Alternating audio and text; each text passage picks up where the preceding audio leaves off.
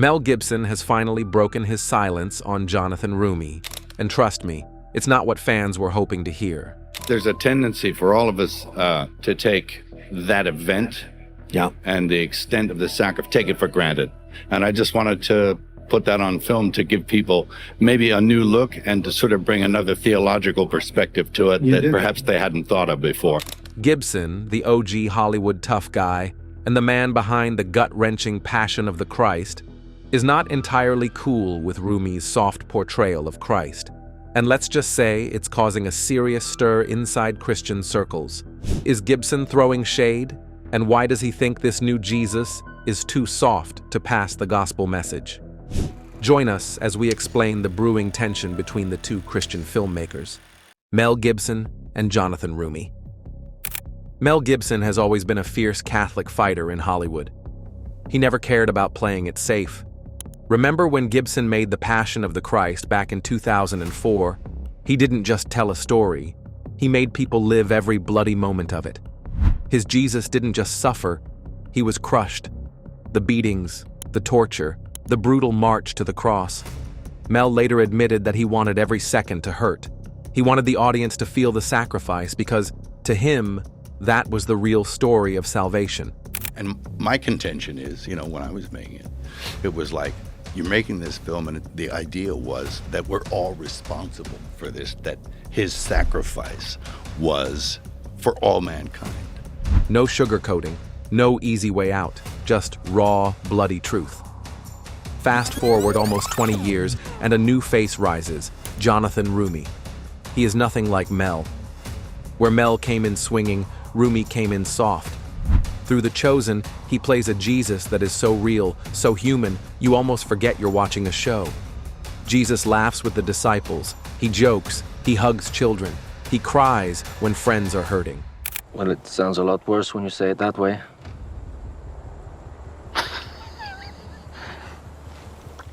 And Gibson's opinion about this radically different portrayal of Jesus will surprise you.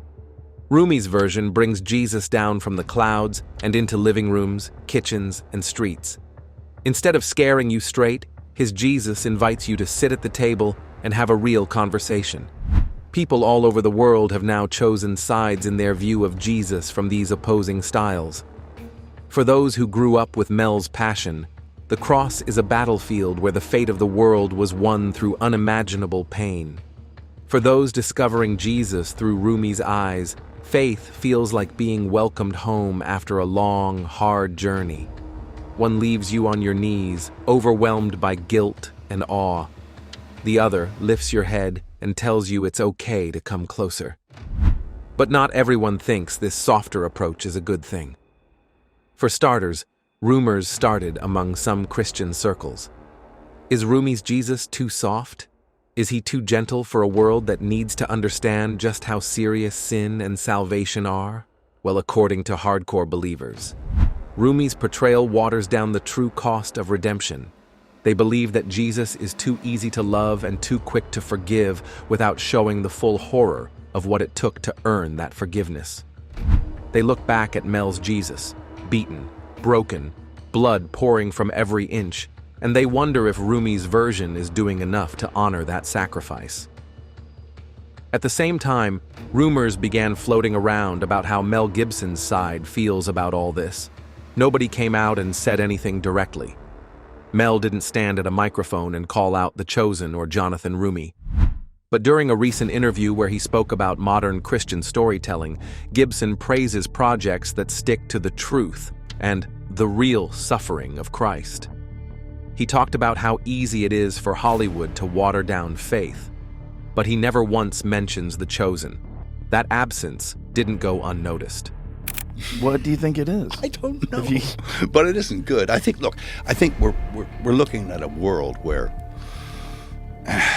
and this is in the next film I'm going to try and tackle this question. According to sources close to the traditional Christian film, Mel and his circle are not exactly celebrating this new wave of feel-good faith media. They see it as missing the point, skipping over the brutal, bloody reality of what happened on Calvary. However, that is not all. They believe the story of Christ isn't just about kindness and miracles. It is about sacrifice, judgment, and the weight of every sin that ever existed. And to them, that is not something you can soften or dress up. Before you know it, the fans started taking sides. Some stood firm with Gibson's way. According to Gibson's supporters, faith has to be rooted in the hard, painful truths that the Passion hammered into every heart that watched it. Others felt drawn to Roumie's Jesus, the one that meets people where they are, smiles at them, and says, "Come, you're welcome here." The questions now are, was Roumie bringing people closer to Christ or making it too easy? Was Gibson being too harsh, or was he protecting the real meaning of sacrifice? The sad truth is that this is beginning to feel like a fight inside the faith itself, a tug of war between two different ways of seeing the same Savior. Now, the question that nobody can really answer yet is hanging in the air. Are the two men enemies? The answer will shock you. Stay tuned to find out why. Are Mel Gibson and Jonathan Roumie enemies? The truth that no one wants to admit is that Mel Gibson and Jonathan Roumie are not fighting each other. They are not throwing punches across movie sets or battling it out behind closed doors. They are two men who love Christ deeply, but are chasing completely different missions. Mel is holding the line, protecting a fierce and bloody vision of salvation that demands respect. Jonathan is opening the door, inviting the lost and the broken into something gentler, something many people today are desperate to find. They are not enemies. They are just building two different paths to the same cross. People forget sometimes that Christ's story is way bigger than any one movie or TV series, bigger than any one actor, too. Mel's The Passion of the Christ didn't say it all, neither does The Chosen. One shows the brutal pain of the sacrifice. The other shows the day-to-day love that made that sacrifice worth it. Christ is both. He's the suffering servant and the loving friend. He's the bleeding king and the smiling shepherd. Mel and Jonathan each grabbed onto one piece of that massive story and are doing their best to tell it in a world that often doesn't want to hear any of it. Now, Mel Gibson is preparing to take his mission even further. The Passion. Resurrection is coming, and from everything we've heard about it, it is not going to be easier to watch. If anything, it will be even darker, even heavier, even more brutal. Mel believes the church today has gotten soft. He sees a world that is more focused on comfort than truth, and he's trying to rip the blindfold off. He isn't interested in making people feel good. He wants them to face the cross head-on, to see the bloody, messy reality of what salvation costs. Jonathan Roumie, on the other hand, is moving forward too, but in a different way. He's stepping into new projects that aim to carry Christ's mercy even deeper into the mainstream world. His mission seems clear. He wants to make Jesus real to the everyday person, the one who feels too dirty, too broken, too far gone. Here is the interesting part: the division people keep talking about. This so-called battle between Mel and Jonathan was never real. The real battle is happening inside the church itself. Some believers feel like the only way to stay true is to hang on to the hard truths, to preach sin, judgment, and sacrifice. They see the cross as the center of everything and believe nothing else matters if you don't first understand the horror of what Christ went through. Others believe the church needs to open wider, speak softer, and love bigger. They think that if you lead with love first, people will eventually come to understand the depth of sacrifice behind it. It's not about right or wrong.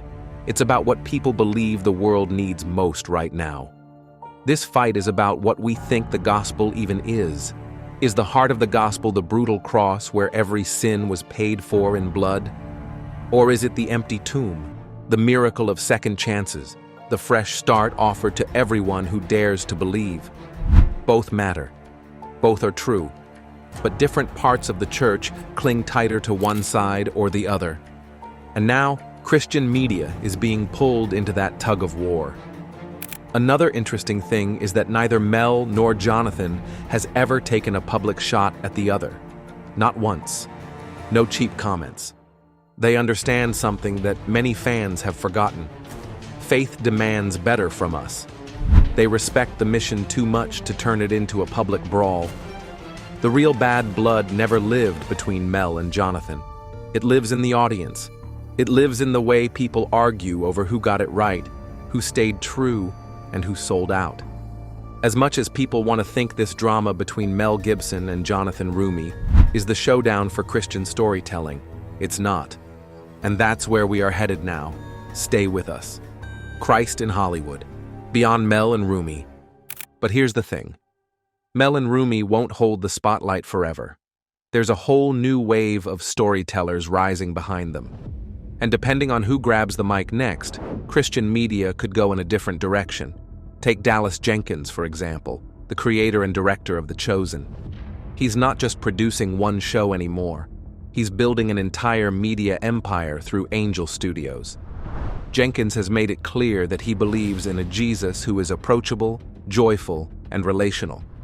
His vision is already inspiring spin-offs. We are talking about shows like The Wingfeather Saga and Testament, The Parables Retold, both pushing a softer, story-driven approach to faith-based media. If Dallas Jenkins becomes the new blueprint for Christian Hollywood, expect more Jesus as your friend stories, where the focus is on love, community, and everyday miracles.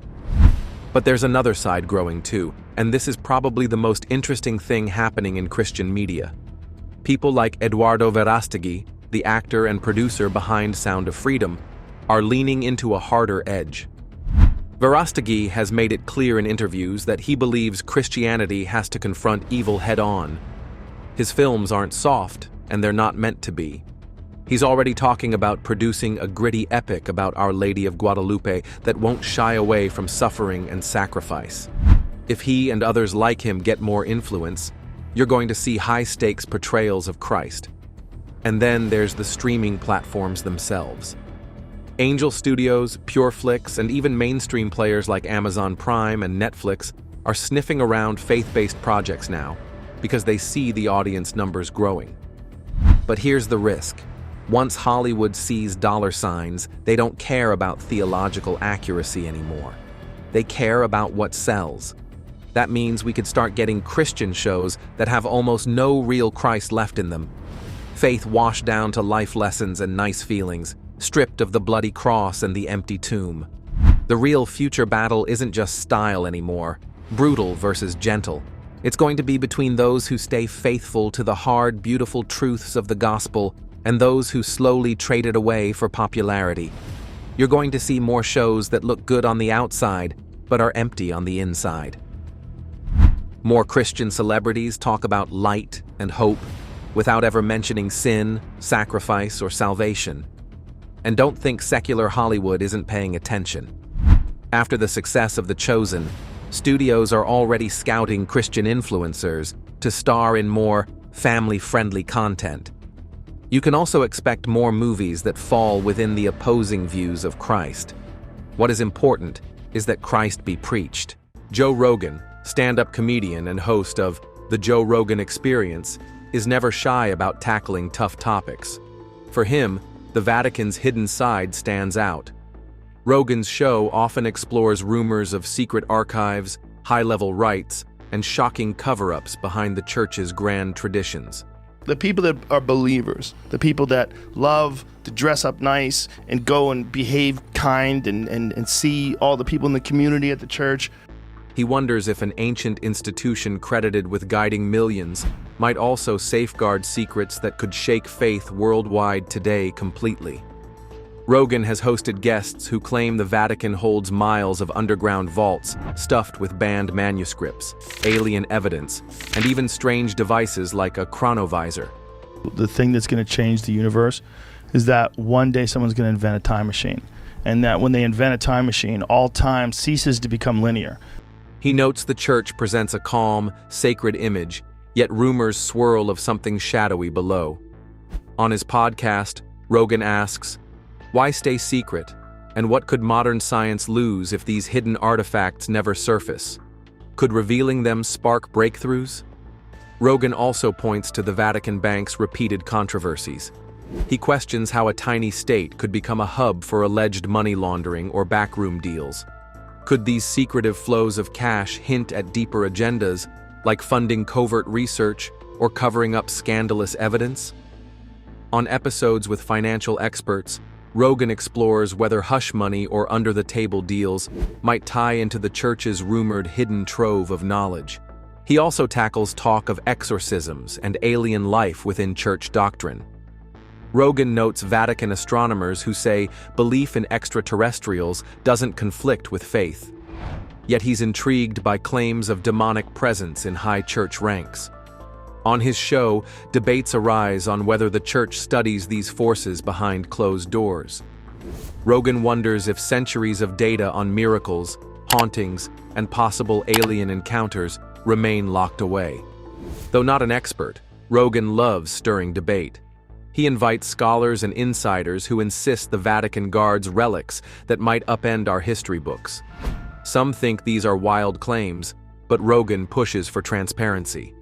If the church indeed protects relics or texts from a distant past, he wonders what humanity might gain by unlocking them. In his view, open knowledge can only help us grow further. Joe Rogan's curiosity about Vatican secrets mirrors his broader push to question official narratives. He believes knowledge should be shared, not hidden away by ancient powers. By hosting diverse guests, including theologians, former clergy, and investigative reporters, he draws attention to the possibility of locked vaults and lost stories. While he hasn't proven anything conclusive, Rogan urges listeners to consider how curiosity and openness might challenge institutions that have held sway for centuries. The Chronovisor Conspiracy. The Chronovisor Conspiracy is one of the strangest claims tied to the Vatican's secret lore. This device is said to let users view past events by collecting leftover light and sound waves. According to the story, a Catholic priest named Father Pellegrino Ernetti invented the chronovisor in the 1950s, blending advanced physics with religious knowledge. Pellegrino Ernetti was a scientist, world-class authority on music, and a scholar. He spoke several languages, he dabbled in electronics, physics, and even the occult arts. Many conspiracy theorists insist the Vatican locked away this machine because it offered proof of major biblical moments. They also claim the church can secretly shape our understanding of history. Stories say the chronovisor once captured images of Christ's crucifixion, along with glimpses of ancient civilizations. Some even argue it revealed how biblical events might have differed from tradition. While these tales excite believers in hidden technology, mainstream historians are quick to dismiss them. Critics point out that no hard evidence supports such a device, and the Vatican has repeatedly denied its existence. Still, fascination grows as rumors swirl of advanced experiments happening deep beneath Vatican floors. Skeptics remain unconvinced, but the legend persists. According to some accounts, Father Ernetti didn't act alone. He purportedly worked with other scientists to open windows through time using early quantum theories, harnessing leftover vibrations in the environment. By translating them into visual and audio signals, the chronovisor supposedly turned the past into a real-time spectacle. Supporters believe this device, if authentic, could confirm or challenge major episodes in world history. Critics, however, note no verifiable records exist for such a grand experiment. Over the years, rumors about Vatican involvement stem from the idea that church leaders recognized the chronovisor's power. If it truly offered glimpses of biblical events, it could prove or disprove treasured teachings. For some, it explains the church's tight grip on Father Ernetti's notes and the rumored hush around his later life. Many believe the Vatican dismantled the device, fearing its potential to shift theology. Others suspect top officials still harness it in secret, waiting for the right moment. In modern times, the Chronovisor Conspiracy endures as a symbol of hidden knowledge and daring imagination. Supporters claim the Vatican's advanced technology could rewrite history if revealed, while skeptics insist it's pure legend. Even so, the tale intrigues journalists, researchers, and fans of all things mysterious. Could a glimpse at the past reshape our future, Or does this device only exist in stories? As long as the Vatican preserves its secret records, people will wonder if time itself lies within those guarded walls. Mystery lingers on. Mel Gibson's criticism of the Vatican. Mel Gibson is a famous Hollywood actor and director who has never been shy about speaking his mind, especially when it comes to the Catholic Church. While he gained worldwide attention for The Passion of the Christ, Gibson's relationship with the Vatican has often been tense and full of controversy. So Vatican II happened, and of course they took the church and they reformed it. Some observers even say his criticisms reveal secret cracks within the church's leadership, cracks that might confirm rumors of dark influences behind closed doors. Gibson has repeatedly suggested that parts of the Vatican are controlled by forces that stray from true Christian ideals. He has hinted that corrupt leaders within the church have compromised their moral duties, allowing unethical behavior to spread throughout the institution. Many recall that Gibson, being a traditionalist Catholic, objects to modern changes in church practices. In his view, these updates dilute the faith and open the door to what he describes as evil forces creeping into sacred spaces. His words echo broader conspiracy theories claiming the Vatican hides secrets, including possible cooperation with the powerful or even rumored demonic influences. Critics say Gibson's stance is extreme. They argue he lacks solid evidence and instead relies on personal suspicion or fringe stories.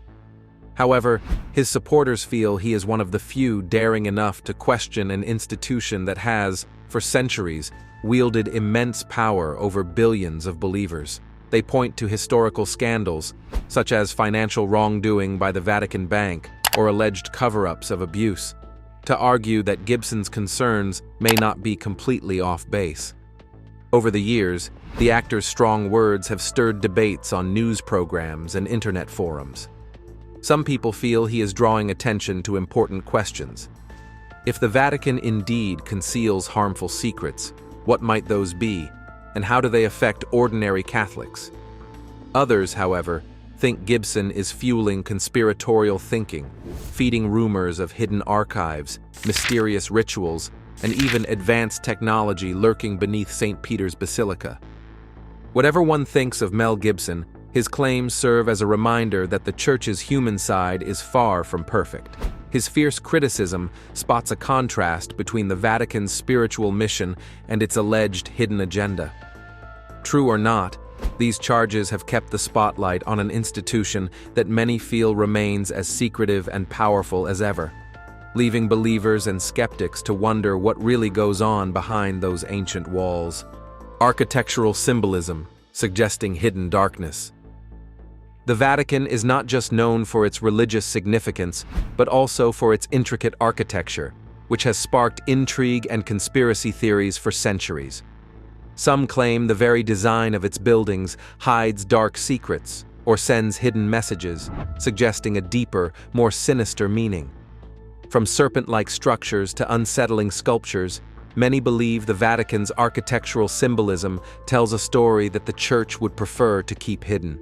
It's pretty fascinating that the Vatican has accumulated such an immense stash of artwork. It's really mind-blowing. And meanwhile, they have 53 miles of shelf space within that archive. One of the most talked about structures is the Pope's Audience Hall. When seen from above, the building resembles the head of a serpent, complete with eyes and fangs. Inside the hall, the Pope's stage sits right in the mouth of the serpent, which some conspiracy theorists say symbolizes deceit or hidden evil. This startling design has led many to question why such an image would be associated with a place meant for spiritual guidance. Could it just be a coincidence, or was it done deliberately to send a subtle, darker message? Adding to the mystery is the massive sculpture behind the Pope's seat, titled The Resurrection. This 66-foot-tall artwork is supposed to depict Christ rising from the grave, but its twisted, chaotic design has been described by critics as nightmarish. Some say it looks more like a nuclear explosion or a grotesque creature than a symbol of hope and resurrection. Even the crown of Christ's head in the sculpture has been compared to horns, further fueling theories of hidden demonic symbolism. But it doesn't stop there. The dome of St. Peter's Basilica, one of the most iconic features of the Vatican, has also drawn speculative eyes.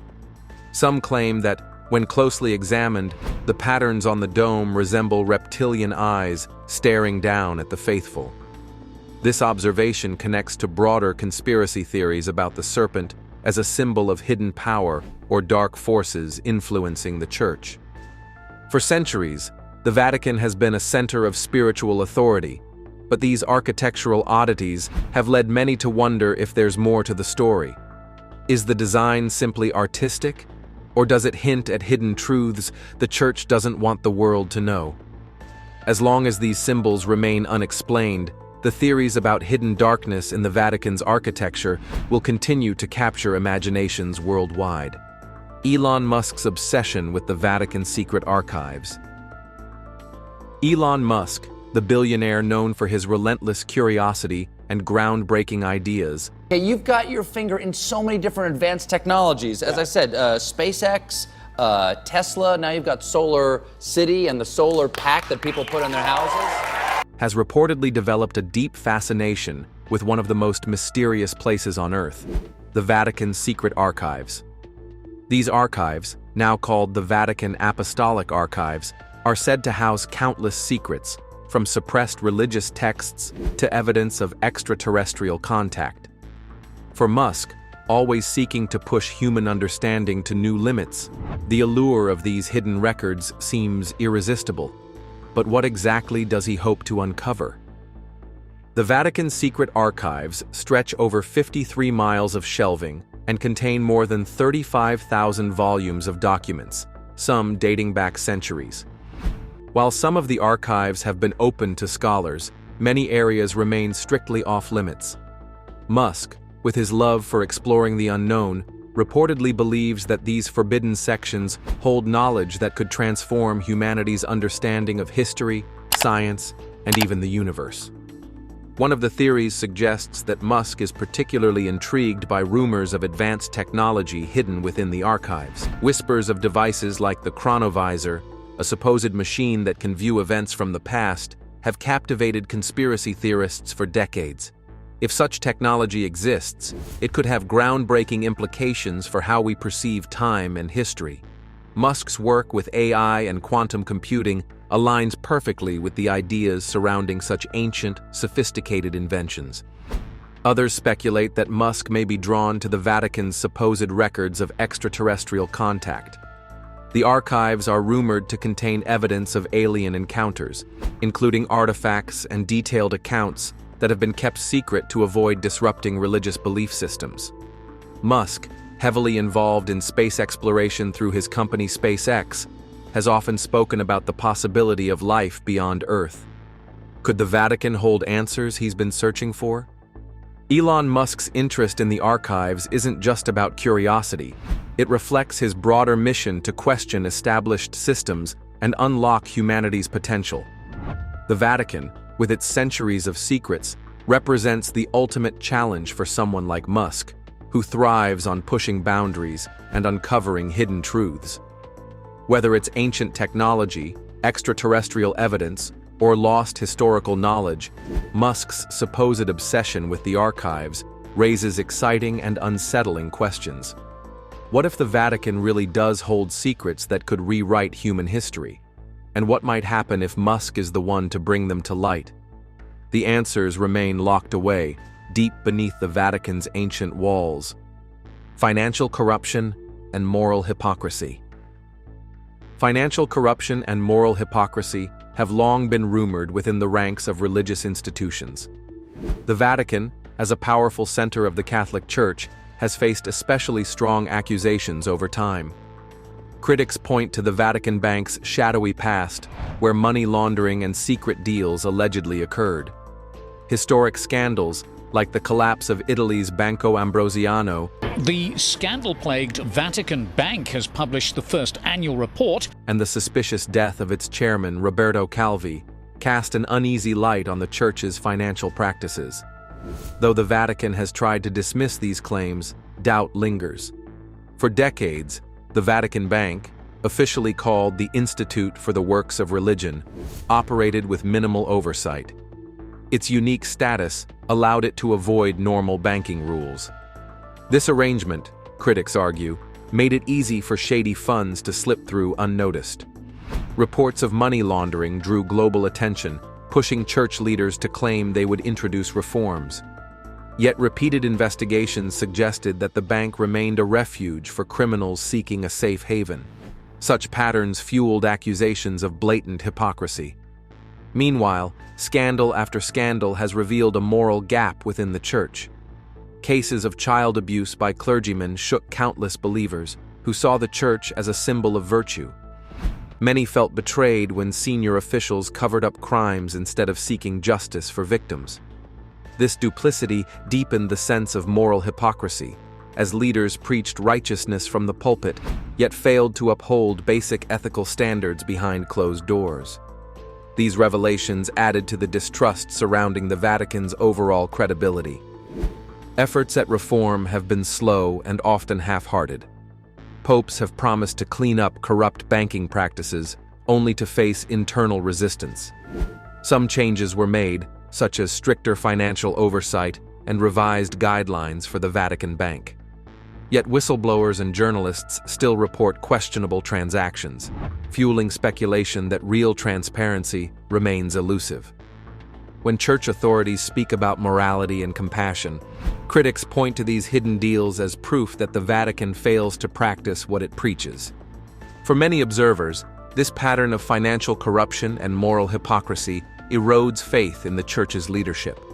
They argue that an institution claiming to guide souls should model honesty and virtue, not turn a blind eye to wrongdoing.